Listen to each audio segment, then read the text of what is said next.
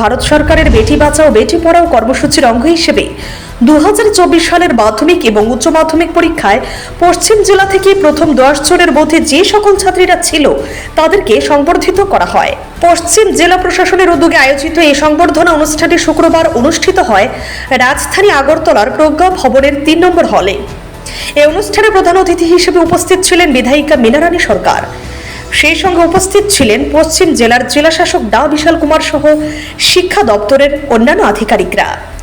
অনুষ্ঠানে বক্তব্য রাখতে গিয়ে বিধায়িকা মীনারানী সরকার বলেন, দেশের মেয়েদেরকে রক্ষা এবং তাদের উন্নতির কথা চিন্তা করে প্রধানমন্ত্রী নরেন্দ্র মোদী 2015 সালে বেটি বাঁচাও বেটি পড়াও কর্মসূচি চালু করেছিলেন, যার ফল হিসাবে আজকের এই কর্মসূচির আয়োজন করা সম্ভব হয়েছে এবং ছাত্রীরা এর ফলে উপকৃত হচ্ছেন। সবশেষে তিনি ছাত্রীদের সাফল্য কামনা করেন। আগামী দিন তোমরা যাতে আরো এগিয়ে যাও, উন্নত শিখরে উপরে উঠো, সেই দিকে কামনা রাখছি। আমাদের যিনি প্রধানমন্ত্রী, উনিও মেয়েদের জন্য একটি স্কিম তৈরি করেছিলেন, বেটি বাঁচাও বেটি পড়াও, 2015 সালে 22 জানুয়ারি। সেই দিকে লক্ষ্য রেখে আজকের এই অনুষ্ঠানটির সার্থকতা খুঁজে পাচ্ছি। যারা টপার এখানে সবাইকে আনা হলো, 29 জনকে এখানে পুরস্কৃত করা হচ্ছে। তাই আমি সবাই মঙ্গল কামনা করে তোমরা আরো এগিয়ে যাও, সেই কথা মাথায় রেখে এগিয়ে যাও। পাশাপাশি এদিন অনুষ্ঠানে বক্তব্য রাখতে গিয়ে জেলা শাসক বিশাল কুমার বলেন, আজ থেকে 15-16 বছর আগে তিনি উচ্চ মাধ্যমিক স্তরে পরীক্ষা দিয়েছিলেন। তখন ওনার মধ্যে ওনার স্বপ্ন ছিল। এখন প্রশাসনিক আধিকারিক হিসেবে দায়িত্ব গ্রহণের পর দেখতে পাচ্ছেন নতুন প্রজন্মের মধ্যেও এই ধরনের স্বপ্ন কাজ করছে, কিন্তু নানা কারণে অনেক ছাত্রী তাদের স্বপ্ন পূরণ করতে পারে না।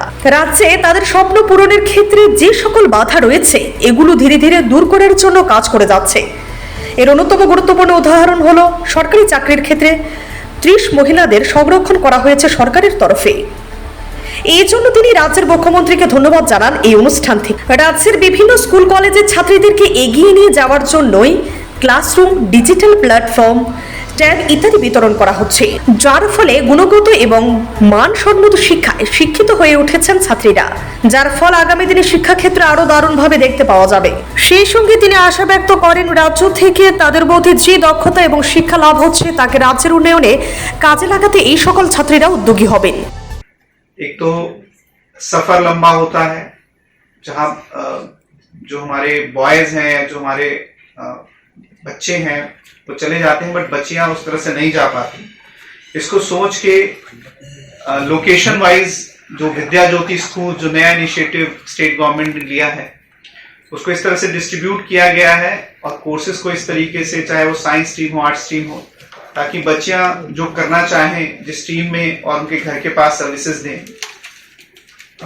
कुछ दिक्कतें हमें विद्या ज्योति स्कूल में कर रही हैं, बट कभी भी कोई नया इनिशिएटिव आता है, आप चलने से जब दौड़ना शुरू करते हैं तो मसल में पेन आता है, तो वही इनिशियल हिकअप्स हम लोग फेस कर रहे हैं।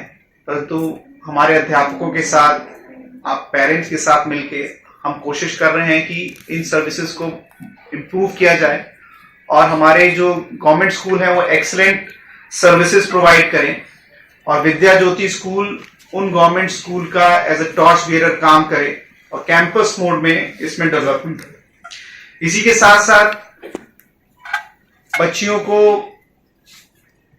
आईटी बेस्ड स्टडी करा के या आईटी प्लेटफॉर्म्स को यूज करके भी हम उनके घर तक भी एजुकेशन ले जाने की कोशिश कर रहे हैं।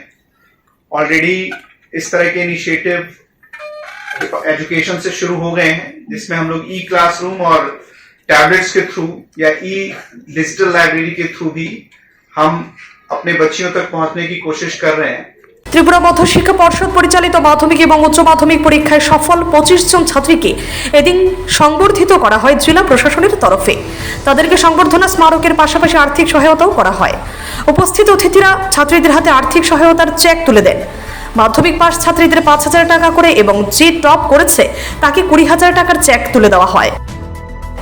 Bureau report, CNE TV.